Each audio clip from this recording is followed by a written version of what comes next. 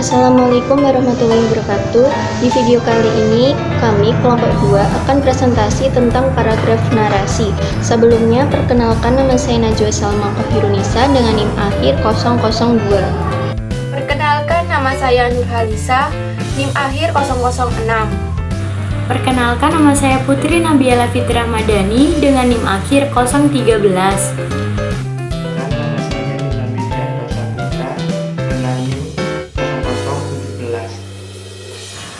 Perkenalkan, saya Trinidia Kusmawardani dengan NIM akhir 036. Di sini saya akan menjelaskan tentang pengertian paragraf narasi. Apa itu paragraf narasi? Paragraf narasi artinya cerita, paragraf yang berbentuk cerita. Paragraf narasi menjelaskan suatu kejadian maupun peristiwa, baik bersifat fiksi maupun non-fiksi. Adapun tujuan dari paragraf narasi ini yaitu untuk memberitahu pembaca mengenai urutan kejadian dan memberikan informasi pokok permasalahan pada teks dan memaparkan sebab dan akibat dari urutan kejadian cerita. Struktur paragraf narasi terdiri dari 4 struktur, yakni orientasi, komplikasi, resolusi, dan yang terakhir koda. Struktur paragraf narasi yang pertama yakni orientasi. Orientasi merupakan bagian awal cerita yang berisi tokoh, penokohan, latar waktu, latar tempat, latar cerita, dan sebagai pengenalan.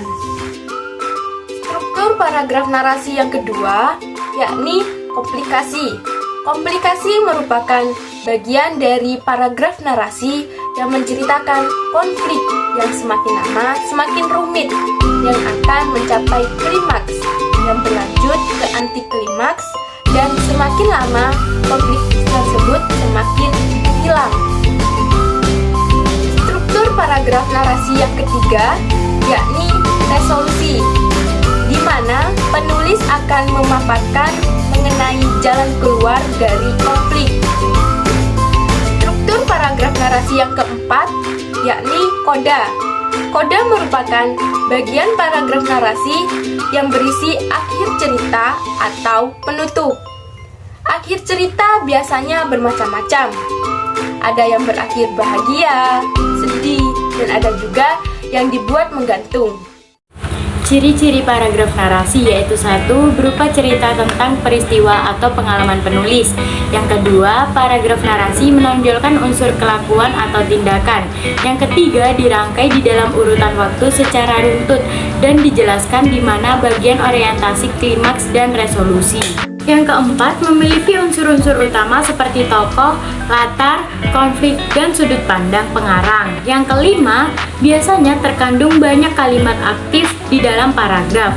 Yang keenam, memiliki nilai estetika. Nah, di dalam paragraf narasi, penulis lebih membiasakan pikiran dan lebih kreatif di dalam pemilihan diksi. Selain itu, jenis penyusunan kata-kata terhitung mempengaruhi paragraf tersebut.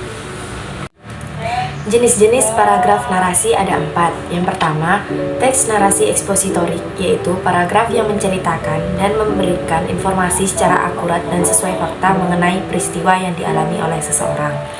Yang kedua, teks narasi artistik, yaitu jenis teks yang menceritakan sesuatu peristiwa dengan menggunakan beberapa kata terselubung atau kata kiasan. Yang ketiga, teks narasi sugestif, yaitu jenis tulisan yang memaparkan suatu kejadian atau peristiwa dengan mengandung amanat atau pesan. Yang keempat, teks narasi informatif, yaitu jenis tulisan yang memaparkan suatu peristiwa dengan detail dan akurat. Contoh dari paragraf narasi, sebenarnya aku ingin mendaki Gunung Merbabu, namun aku malah kebujuk rayu untuk mendaki Merapi melalui program pendakian massal. Akan tetapi karena suatu hal, pendakian itu juga batal. Aku pun mencari alternatif lain. Saya mengajak seseorang teman untuk mendaki Gunung Lawu. Dengan modal niat dan nekat, akhirnya kami bersiap untuk mendaki Gunung Lawu. Kami mencari teman untuk menambah rombongan. Namun kami hanya dapat tambahan 1 orang, itu artinya kami akan mendaki Lawu dengan jumlah 3 orang.